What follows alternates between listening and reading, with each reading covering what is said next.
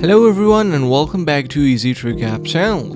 Today I'll show you how to unblock someone on Messenger. If you've blocked someone on Messenger in past and want to unblock them now, it's a quick and easy process. Here's how to unblock someone on Messenger. First, you need to open Messenger on your phone, and after that you need to head over to your profile picture on the top left side of your screen. When you click on that, if you scroll a little bit down, you'll be able to see that we have privacy and safety. Click on that, and here you will be able to see that under restricted accounts we have blocked accounts. Click on that, and in here will appear the contacts that you blocked earlier. Click on the person that you want to unblock, and finally click on unblock on Messenger, and it will be asking for a confirmation. Click on unblock, and you have now successfully unblocked your contact. Now if you head back to your chats, here you'll be able to see that you can message them easily. I hope this video was useful for you. If you like videos like this, please share with others and don't forget to like and subscribe. Thanks for watching.